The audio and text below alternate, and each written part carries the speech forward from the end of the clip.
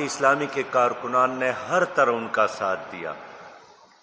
زلزلے کے دوران بھی ان کو سپورٹ کیا تھا،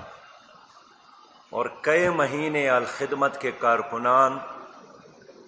ان کی بستیوں میں جا کر ان کے گھروں پہ حاضری دے کر ان تک سامان زندگی اور خوراک پہنچانے کا اہتمام کرتے تھے۔ بیماری کے دوران مفت ادویات فراہم کرتے رہے، لیبارٹریوں میں ان کے لیے مفت ٹیسٹ کا انتظام کیا، اور ابھی سیلاب سے جہاں جہاں وہ موجود ہے ہمارے کارکنان نے ترجیحی بنیادوں پر ان کے کھانے پینے کا اور رہنے کا اور باقی ضروریات جو بھی ہو سکتے تھے ان کا انتظام کیا، اور اس پر اس کمیونٹی نے ہمیشہ جماعت اسلامی کا شکریہ ادا کیا۔ اس میں بڑے اعلیٰ تعلیم یافتہ لوگ بھی ہیں، اور ہمارے کیمپوں میں آ کر اس نے جماعت اسلامی کا شکریہ بھی ادا کیا۔ لیکن مارچ 2018 میں حکومت نے protection of rights of transgender person act کے نام سے جو بل پاس کروایا تھا وہ ہر لحاظ سے شریعت کے بھی خلاف اور ہماری تہذیب اور کلچر کے بھی خلاف بلکہ انسانیت کے خلاف ہے، اس لیے کہ اس بل میں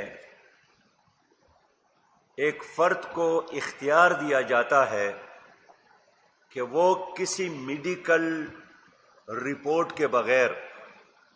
چاہے تو اپنے آپ کو مرد ڈکلیئر کرے اور چاہے تو عورت ڈکلیئر کرے۔ یہ ایک اندازہ ہے کہ گزشتہ 3 سالوں میں 29,000 لوگوں نے درخواستیں دے کر اپنے آپ کو مرد یا عورت ڈکلیئر کیا ہے۔ اصل خواجہ سرا جو ہے ان نے صرف 30 درخواستیں دی ہے۔ میں اس میں کہنا چاہتا ہوں کہ انسان ہونے کے ناطے، پاکستانی ہونے کے ناطے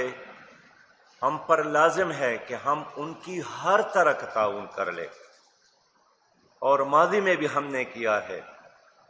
لیکن اس طرح بلوں کے پیچھے عموماً مغربی ایجنڈا ہوتا ہے، اور گزشتہ عرصے میں گھریلو تشدد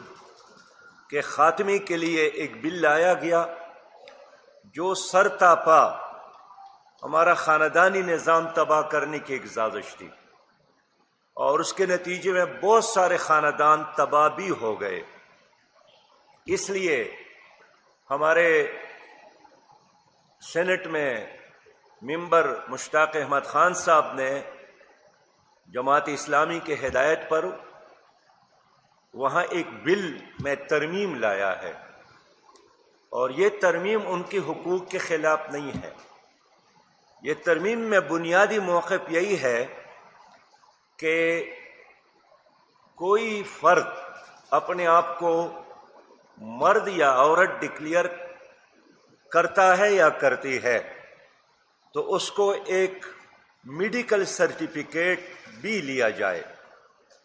اور اس میڈیکل ٹیم میں ایک ماہر نفسیات بھی شامل ہو۔ اور یہ کوئی نئی بات نہیں ہے،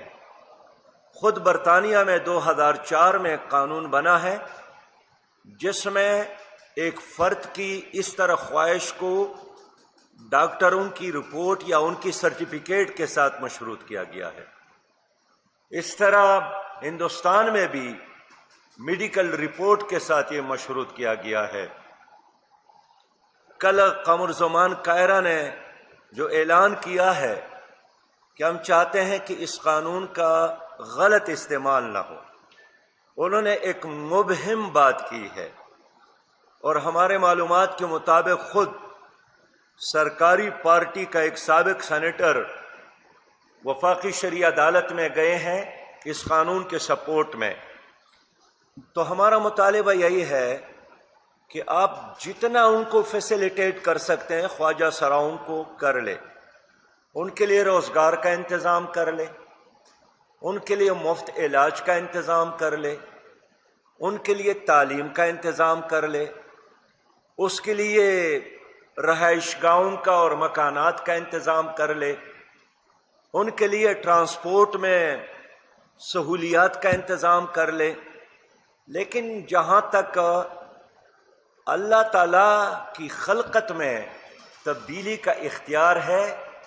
یہ نہ کسی مرد کو ہے نہ کسی عورت کو ہے۔ اور جیسے ہی اللہ تعالیٰ نے ایک بندے کے بارے میں فیصلہ کیا ہے، اس کو تسلیم کرنے کی ضرورت ہے۔ اور یہ جو سارا کھیل ہے، یہ خواجہ سراؤں کے کہنے پر نہیں کیا گیا۔ خود جتنے خواجہ سراؤں نے ہمارے ساتھ رابطہ کیا تو انہوں نے بھی ہماری اس موقف کی تائید کی ہے کہ بہت سارے لوگ ہمارے کمیونٹی کا نام استعمال کر کے اپنے مقاصد کی تسکین یا تکمیل چاہتے ہیں، اور وہ بھی چاہتے ہیں کہ ایک میڈیکل رپورٹ کے ساتھ، ڈاکٹروں کے سرٹیفکیٹ کے ساتھ اس کو مشروط کیا جائے کہ واقعی جو کچھ کہتا ہے وہ ایسا ہے یا نہیں ہے۔ اس لیے کہ یہ کوئی سادہ مسئلہ نہیں ہے، اس میں پھر میراث کے مسائل آتے ہیں، اور اس میں اگر کوئی مرد ہے اور اس نے جعلی طور پر اپنے آپ کو عورت ڈکلیئر کیا، وہ خواتین کے جہاں ان کا اٹک بیٹک ہوتی ہیں وہاں ان کا جانا ہوتا ہے، اور واش روم ہو گیا، تعلیمی ادارے ہو گئے، ان کے مجالس ہو گئے،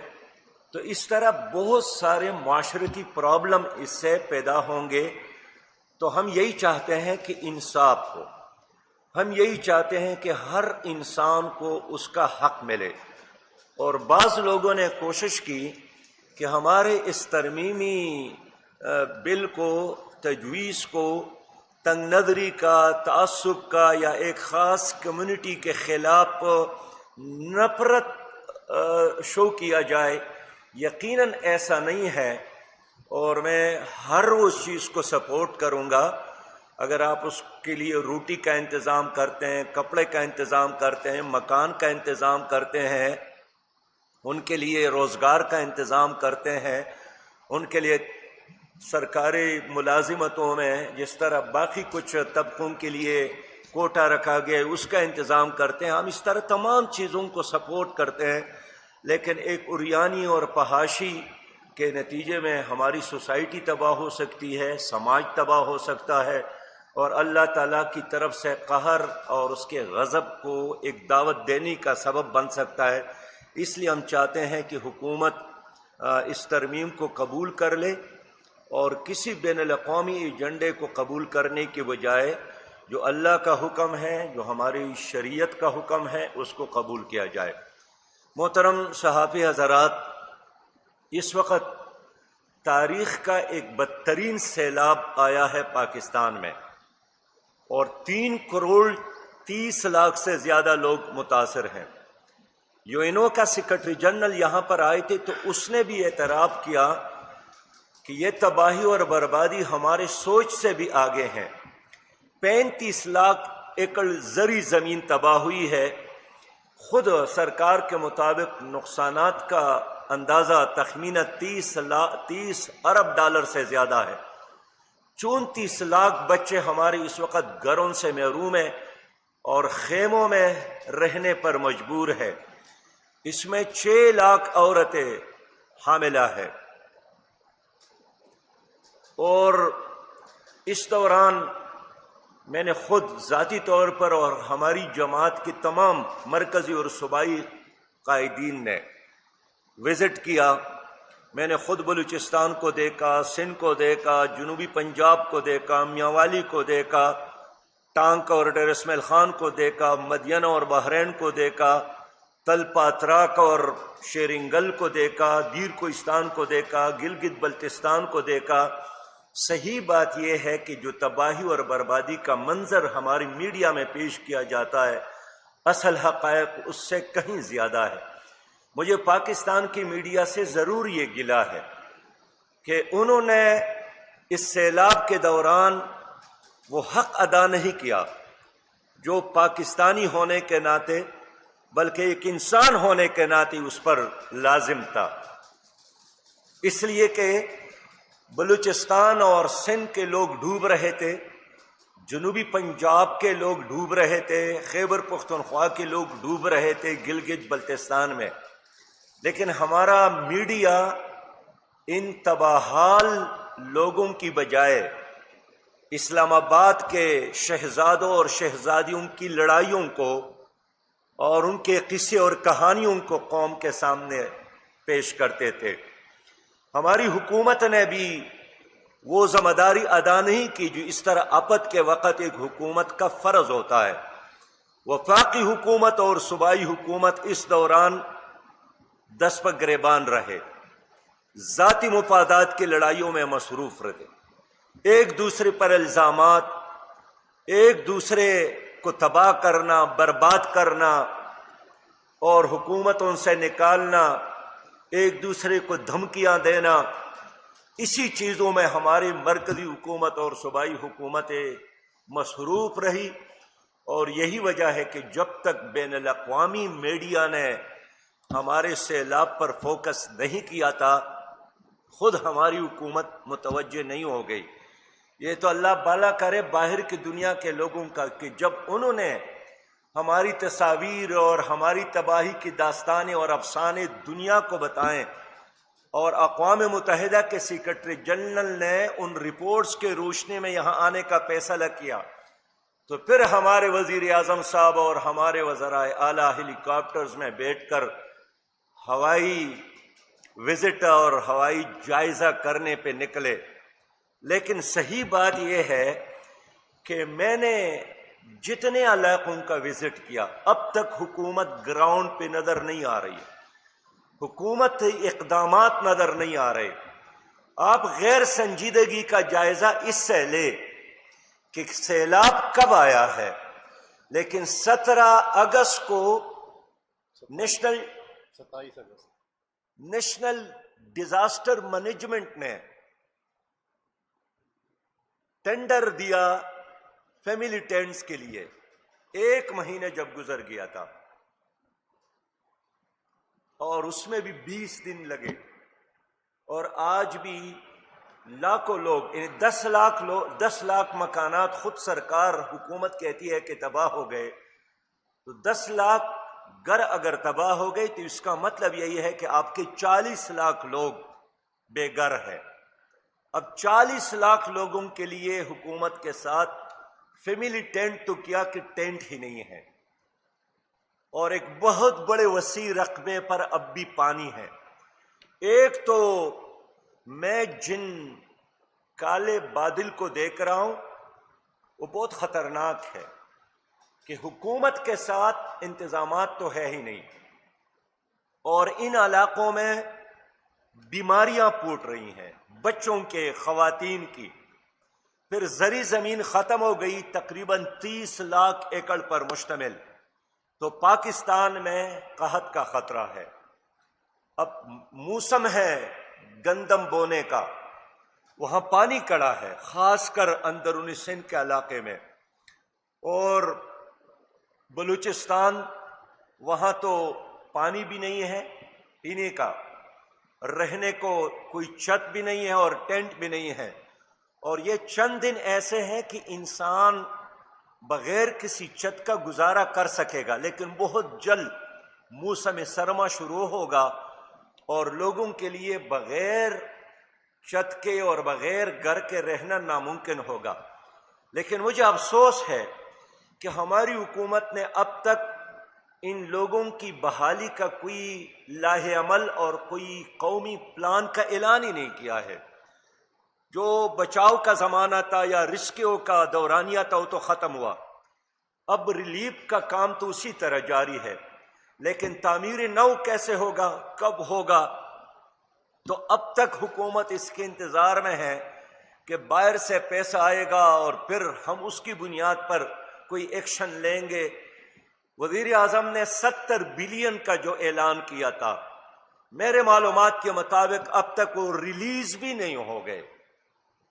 اور پھر یہ ہے کہ مرکزی اور صوبائی حکومت آپس میں 10 پہ جنگ ہے۔ اب تک وزیر اعظم اور خیبر پختونخوا کے وزیر اعلیٰ کا اور پنجاب کے وزیر اعلیٰ کا کوئی مشترکہ میٹنگ نہیں ہوا ہے۔ بلوچستان اور خیبر اور صوبہ سندھ کے وزیر اعلیٰ سمیت. تو اگر ہماری حکومت ایک پیج پر نہیں ہے تو تقسیم کون کرے گا؟ خود مرکزی حکومت تو محدود ہے، کوئی 27 مربع کلومیٹر اسلام آباد تک. تو اگر صوبائی حکومت اور اس کی ساری مشینری اور انتظامیہ اس پورے نظام میں شریک نہیں ہے تو یہ نظام کیسے چلے گا؟ ایک لاوارث ملک ہے اس وقت، کوئی وارث نہیں ہے، کوئی ذمہ دار نہیں ہے جہاں انسان جا کر کوئی سنجیدہ بات کرے. کوئی سنجیدہ ادارہ اس وقت موجود نہیں ہے. میں اپنی عوام کو، اپنی قوم کو شاباش دیتا ہوں کہ اب تک اگر ہم ایک ڈیزاسٹر اور تباہی کے بعد ایک اور ڈیزاسٹر سے بچ گئے ہیں، اور ہمارے لوگ جس طرح چولستان میں پانی نہ ہونے کی وجہ سے وہاں ہزاروں اور لاکھوں کی تعداد میں مال مویشی ختم ہو گئے تھے، اسی طرح اگر ہم تباہی سے دوچار نہیں ہوئے تو اس میں بنیادی کردار ہماری بہادر اور غیرت مند پاکستانیوں کا ہے. ہمارے مڈل کلاس لوگوں نے، ہمارے غریب لوگوں نے جس طرح اپنی صلاحیت سے بڑھ کر کنٹریبیوٹ کیا ہے، میں اس پر ان کو خراج تحسین پیش کرتا ہوں، سلام پیش کرتا ہوں. ایسے میں جو ہمارے رضاکار تنظیموں نے جو کارنامہ انجام دیا ہے، اور جس طرح دلدلوں میں جا کر، سیلابوں میں جا کر ان کے کارکنان نے لوگوں کو بچانے کا اہتمام کیا ہے. خود اقوام متحدہ کے سیکرٹری جنرل نے کہا کہ ایک ہیروئک کردار میں نے دیکھا ہے پاکستان میں، کہ جس طرح لوگوں نے اپنی جان ہتھیلی پر رکھ کر دوسروں کو بچانے کی کوشش کی ہے. اس پر میں نے کل تمام بڑے رفاہی اداروں کے مشران کو، ان کی لیڈرشپ کو فون کیا. اس میں الخدمت فاؤنڈیشن پاکستان کے صدر جناب عبدالشکور صاحب، جناب افضل سیلانی صاحب، عیدی ٹرسٹ کے چیئرمین جناب فیصل صاحب، اس طرح اخوت کے چیئرمین جناب ڈاکٹر ثاقب صاحب، جناب جہانگیر شاہ افریدی صاحب کو، ریحان یاشین صاحب کو، شاہد لون صاحب کو، ذیشان صاحب کو، ان تمام تنظیمات کو میں نے قوم کی طرف سے بھی اور اپنی جماعت کی طرف سے شاباش دیا ہے. اور انشاءاللہ تعالی میں ایک مناسب موقع پر ان تمام رفاہی اور این جی اوز کے لیڈروں کو بلاؤں گا اور 22 کروڑ عوام کی طرف سے ان کو میڈل دوں گا، اس لیے کہ انہوں نے انسانیت کے ساتھ محبت کا ثبوت دیا ہے، پاکستان کے ساتھ محبت کا ثبوت دیا ہے. اور جب پاکستان کی حکومت سو رہی تھی تو یہی وہ نوجوان تھے جو جاگ رہے تھے اور جنہوں نے ہماری قوم کو اور ہمارے بچوں کو اور بچیوں کو بچانے کا انتظام کیا. پرسوں میں گلگت بلتستان میں تھا، دور دراز کے علاقے میں ایک چھوٹے 2-2.5 سال کی بچی فاطمہ 1 کلومیٹر تک سیلاب میں بہہ گئی تھی. ہمارے لوگوں نے ان کو بچایا. ان کی منہ میں، ان کے کانوں میں، ان کے آنکھوں میں مٹی ہی مٹی تھی، اور جب ان کی صفائی کی گئی تو پھول جیسی خوبصورت بچی تھی. ان کے والد صاحب نے مجھے بتایا کہ چونکہ ان کی ماں بھی شہید ہو گئی ہے، ان کا بھائی بھی شہید ہو گیا ہے، تو جب وہ ہوش میں آئی تو ان کو بھوک لگی اور اس نے مطالبہ کیا کہ مجھے دودھ دیا جائے. تو جب ہم نے دودھ کا بوتل پیش کیا تو پھر وہ چاہ رہی تھی کہ امی کے ہاتھوں سے دیا جائے، اور اس پر ان کے والد صاحب رو پڑے اس لیے کہ ان کی امی موجود نہیں تھی. میں ایک اور بھائی سے ملا، اور صحیح بات یہ ہے کہ میرے ساتھ کوئی ایسا لفظ نہیں تھا کہ کس لفظ کا سہارا دے کر ان کو تسلی دی جائے جن کے والدین، جن کے بچے 8 افراد بہہ گئے. میں کلام گیا تھا بحرین، وہاں ہمارے ایک دوست کو ایک الماری ملی، وہ بالکل بند تھی، تالا لگا ہوا تھا. جب وہ گھر لا کر اس کو کھولا تو اس میں کوئی 5 لاکھ سے زیادہ کا رقم تھا،